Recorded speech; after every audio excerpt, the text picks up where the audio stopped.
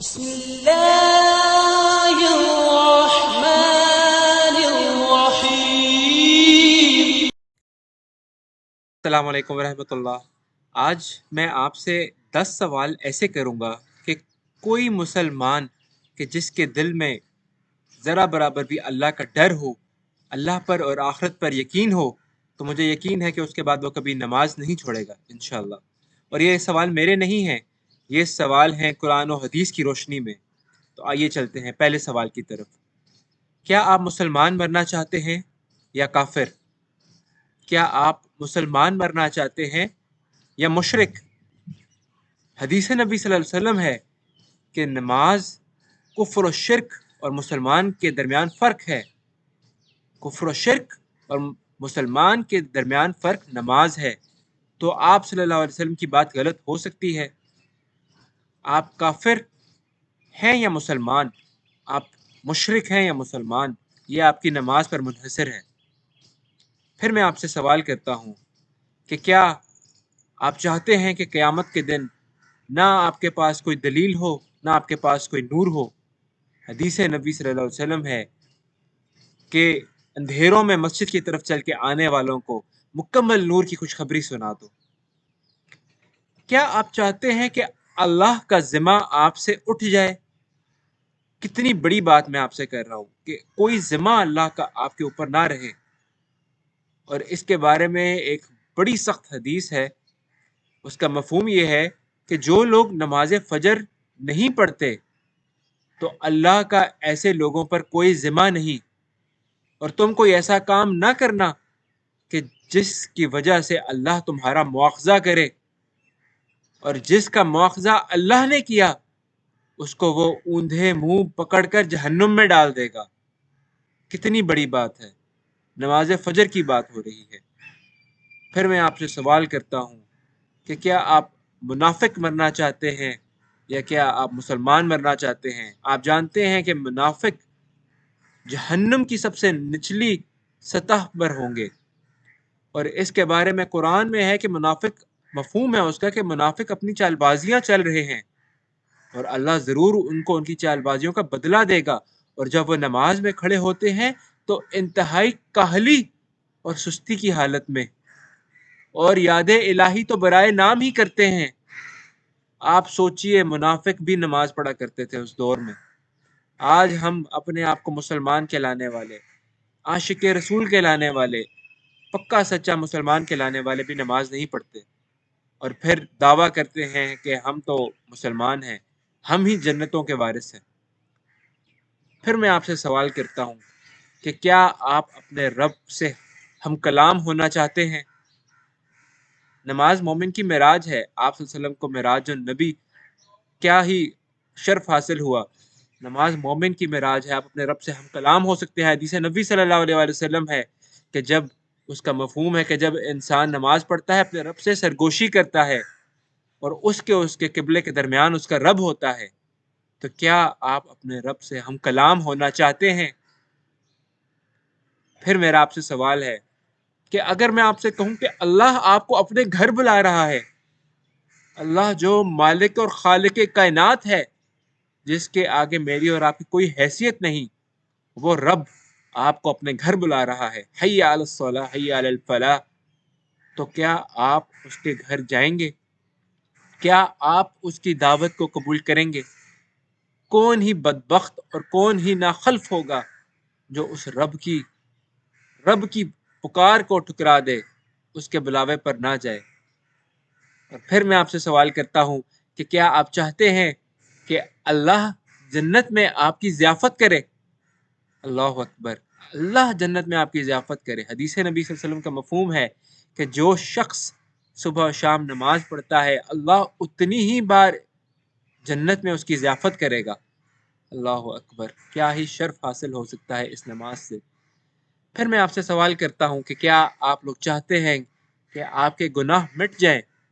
تو ایک نماز سے دوسری نماز کے درمیان جب آپ نمازیں باقاعدگی سے پڑھتے ہیں تو حدیث کی روشنی میں جب آپ مکمل وضو کرتے ہیں، نمازیں باقاعدگی سے پڑھتے ہیں، تو اس کے درمیان کے گناہ اللہ معاف فرما دیتا ہے. اور پھر میں آپ سے سوال کرتا ہوں کہ کیا آپ چاہتے ہیں کہ قیامت کے دن، اس روز جس دن کوئی سایہ نہ ہوگا سوائے اللہ کے سائے کے، کیا آپ چاہتے ہیں کہ آپ کو اللہ کا سایہ نصیب ہو؟ تو حدیث نبی صلی اللہ علیہ وسلم کے مطابق 7 ایسے اشخاص جن کو اللہ اپنے سائے میں جگہ عطا فرمائے گا، ان میں سے ایک وہ ہے کہ جس کا دل مسجد کے ساتھ معلق رہتا ہے اور وہ قطع تعلق نہیں ہوتا، یہاں تک کہ وہ ایک نماز پڑھتا ہے اور اس کا دل مسجد کے ساتھ اٹکا ہوتا ہے اور وہ دوسری نماز کے لیے پہنچتا ہے۔ تو کتنا ہی بڑا شرف ہے یہ نماز۔ اور اس نماز کے بارے میں آپ صلی اللہ علیہ وسلم نے کیا فرمایا؟ حدیث نبی صلی اللہ علیہ وسلم کا مفہوم ہے کہ اگر تم جان جاؤ کہ اذان اور صف اول کی کیا اہمیت و فضیلت ہے، تو تم ضرور اس کو پانے کے لیے قرآن دازی کرو اور ایک دوسرے پر سبقت لے جانے کی کوشش کرو۔ کتنی ہی بڑی بات ہے۔ ہم کس طرح اس کی اہمیت اور اس کی فضیلت کو بھلا سکتے ہیں، کس طرح اس کی اہمیت کو ٹھکرا سکتے ہیں، کس طرح بے نمازی بن کر اپنی زندگیوں کو گزار سکتے ہیں۔ ایک لمحہ فکریہ ہے، ایک بہت بڑا سوال ہے جو ہم سب کو اپنے آپ سے پوچھنا چاہیے۔ اللہ اکبر۔ نماز فجر اور نماز عشاء منافقوں پر سب سے زیادہ بھاری تھی۔ حدیث نبی صلی اللہ علیہ وسلم صحیح بخاری اور مسلم کی حدیث ہے کہ نماز فجر اور نماز عشاء مشرکوں پر سب سے زیادہ بھاری تھی۔ آج ہم پر تو ساری نمازیں ہی بھاری ہیں۔ کس قدر افسوس کی بات ہے۔ اور آپ صلی اللہ علیہ وسلم نے فرمایا اگر انہیں اس کی اہمیت کا پھر بھی پتہ لگ جائے تو وہ گھٹنوں یا سر یا پاؤں کے بل چڑھ کر آئیں۔ اور صحابہ کے دور میں اگر کوئی شخص سخت بیمار ہوتا تھا تو وہ بھی 2 کندھوں کا سہارا لے کر نماز میں شرکت کرتا تھا کہ کہیں میں منافقوں میں شمار نہ کر لیا جاؤں۔ کتنی بڑی بات ہے۔ اور وہ حدیث تو آپ کو معلوم ہے جس کا مفہوم ہے کہ جب ایک شخص نے اپنے نبی پاک صلی اللہ علیہ وسلم سے 7 عذر بیان کیے، ایسے سخت عذر کہ آج ہم میں سے کسی کو وہ درپیش نہیں ہے۔ کیسے عذر؟ کہ میرے راستے میں اندھا ہوں، میں دیکھ نہیں سکتا، میرے راستے میں جانور ہیں، درندے ہیں، مجھے کوئی لے کر جانے والا نہیں۔ کتنے سخت سوال۔ اور آپ صلی اللہ علیہ وسلم نے اس سے کیا پوچھا کہ کیا تمہیں اذان کی آواز آتی ہے؟ اس نے کہا جی ہاں آتی ہے، ہماری طرح جھوٹ بولنے والے نہیں تھے۔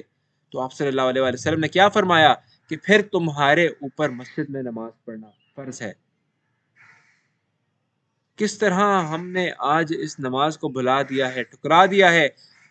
آپ کے اہل و عیال نے، حسن و حسین نے کربلا کے موقع پر، جنگ کے موقع پر نماز ترک نہیں کی۔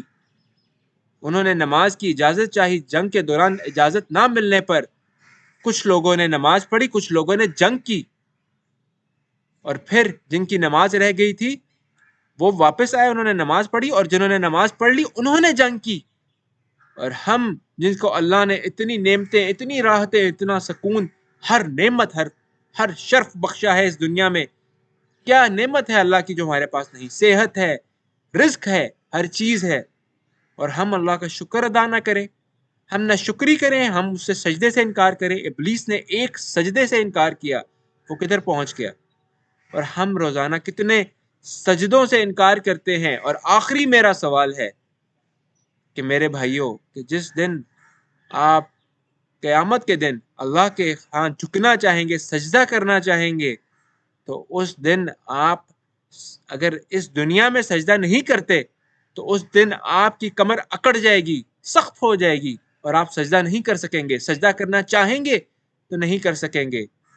تو کس قدر ذلت اور رسوائی اور شرم کا مقام ہوگا میرے اور آپ کے لیے اگر ہم ان میں سے ہو گئے۔ یہ سوال آج اپنے آپ سے آپ لوگ کر لیں، اپنے اہل و عیال سے کر لیں۔ ایک 10 سال کے بچے کو بھی مار کر پڑھانے کا حکم ہے نماز۔ کتنی بڑی میں بات کر رہا ہوں، چھوٹی بات نہیں ہے۔ 10 سال کے بچے کو بھی مار کر نماز پڑھانے کا حکم ہے۔ ہم لوگ تو 20 30 40 50 سال کی عمروں تک بھی نماز کو ایسے چھوڑتے ہیں جیسے کوئی مذاق ہے۔ اللہ ہم سب کو نماز پڑھنے کی توفیق عطا فرمائے، اور صحیح سچے دل سے خلوص کے ساتھ اللہ کی عبادت کرنے کی، اور جس طرح قرآن میں کہا گیا ہے کہ میری عبادت میرا جینا مرنا صرف اللہ کے لیے ہے، ایسی عبادت ہم اللہ کی کریں، ایسی نماز ہم پڑھیں کہ میرا اللہ ہم سے راضی ہو جائے، ایسی نماز ہم پڑھیں جو ہمیں بے حیائی کے کاموں سے بچا لے، ایسی نماز ہم پڑھیں کہ جو ہمارے گناہوں کو مٹا دے، ایسی نماز ہم پڑھیں جو ہمارے رب کی رضا کا باعث بن جائے، اور ایسی نماز ہم پڑھیں کہ جب ہماری موت آئے تو ہمیں کہا جائے ارجعی الی ربک راضیۃ مرضیہ، کہ تیرا رب تجھ سے راضی، اور چل داخل ہو جا جنت کے اندر۔ اللہ ہم سب کو ایسا شرف عطا فرمائے۔ اللہ ہمارا پڑھنا اور سننا قبول فرمائے، کوئی غلطی کوتاہی ہو گئی ہو تو اللہ اسے معاف فرمائے، اور اللہ ہم سب کو سچا پکا نمازی مخلص ہو کر نماز پڑھنے والا بنائے، نماز تہجد پڑھنے والا بنائے، وہ نماز کہ جس میں کوئی دکھلاوا نہیں ہے، وہ نماز جو صرف اللہ کے لیے ہے۔ اس وقت پتہ چلتا ہے کہ ہماری نمازوں میں کتنی لذت ہے، اس وقت پتہ چلتا ہے کہ ہم اپنی نمازیں کتنی لمبی کر کے پڑھتے ہیں، دوسروں کو دکھانے کے لیے نہیں پڑھتے، صرف اللہ سے مانگنے کے لیے پڑھتے ہیں، صرف اللہ کے آگے جھک کر پڑھتے ہیں۔ اللہ ہم سب کو توفیق عطا فرمائے۔ انشاءاللہ آنے والی ویڈیوز میں بھی قرآن و حدیث کی روشنی میں آپ سے مزید باتیں کرتے رہیں گے۔ Kindly subscribe the channel to get the upcoming videos. Till the next video, Allah نگہبان، السلام علیکم۔